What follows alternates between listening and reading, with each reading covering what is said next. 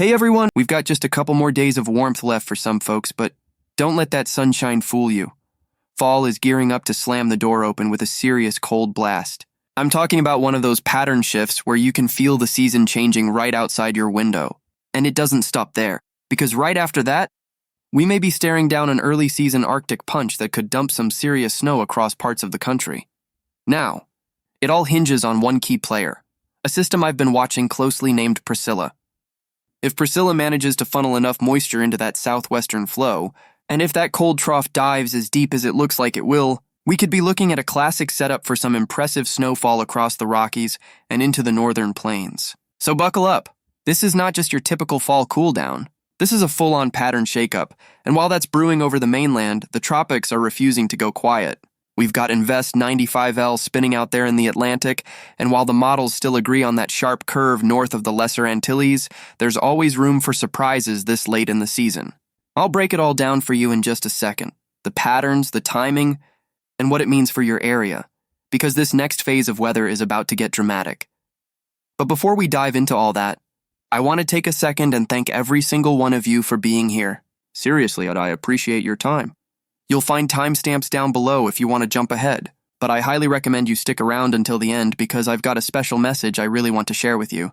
Now, let's get into the meat of it, because there's a lot of noise out there right now. You've probably seen thumbnails screaming about record-breaking heat or the hottest October ever. But let me tell you something. That's not what the data shows. And I always go by data, not hype. In fact, when I look at the latest National Weather Service maps, we're already seeing freeze warnings, freeze watches, and even winter storm warnings popping up across Montana, Wyoming, and parts of the Pacific Northwest. You don't get that kind of cold signal if oppressive heat is on the way. This Arctic oscillation pattern, it's diving negative. That's meteorologists speak for get ready for cold.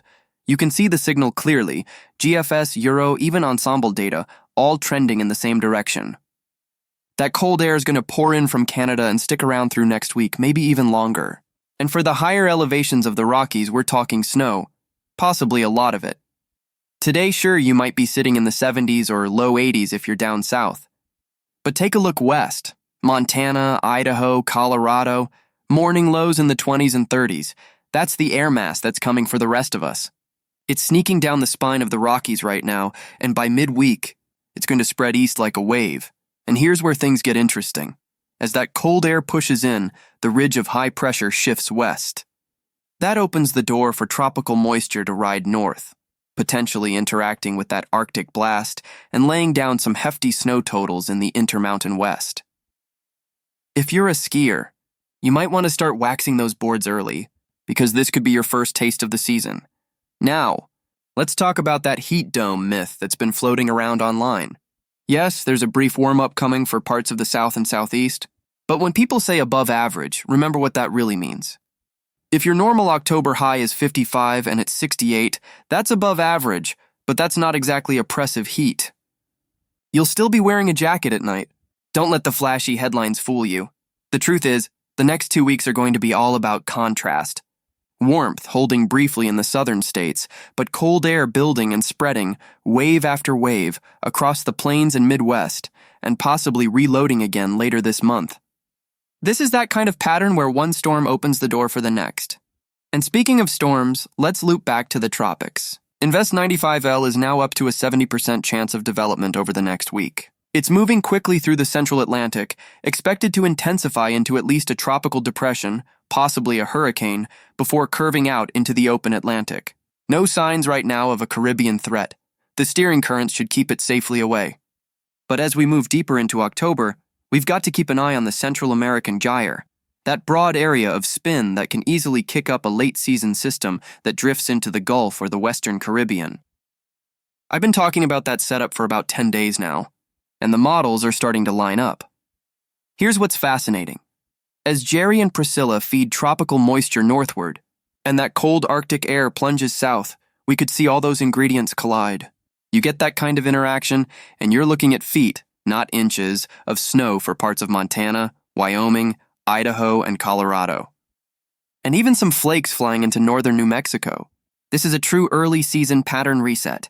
So to everyone asking where's the heat, here's your answer. It's leaving. What you're feeling right now, these few mild days, that's the calm before the storm. Because by the time we head into next weekend and beyond, that crisp fall air is going to settle in, and for many of you, it's going to stay. And listen, I know sometimes when I say cold blast, others say warm up. When I mention tropical development, others claim the tropics are done. It's okay. Everyone's got their perspective. But I'm here to call it like I see it, with honesty, faith, and the data to back it up. Before we close, I want to share a quick word of encouragement, a reminder that no matter what storms life throws our way, there's a greater order behind it all. Like the weather, our world has cycles, lessons, and timing that we might not always understand. But they're never without purpose. Now, temperature-wise, here's what to expect. That cold front slicing through the Midwest right now will bring slightly cooler conditions to the Great Lakes and parts of New Mexico tonight and tomorrow. Nothing extreme, just noticeably cooler. But by Wednesday into Thursday, we'll see a sharper cool down across New England, with temps dropping 10 to 20 degrees. Then boom, massive warm-up again by the end of the week.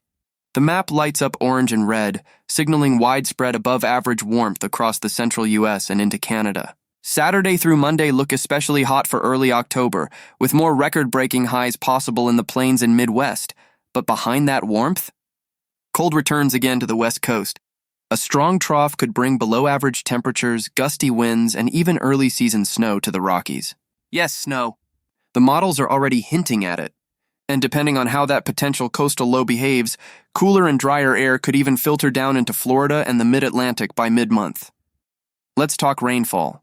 Today and tomorrow, we'll see scattered showers and a few storms stretching from the Great Lakes down through Texas.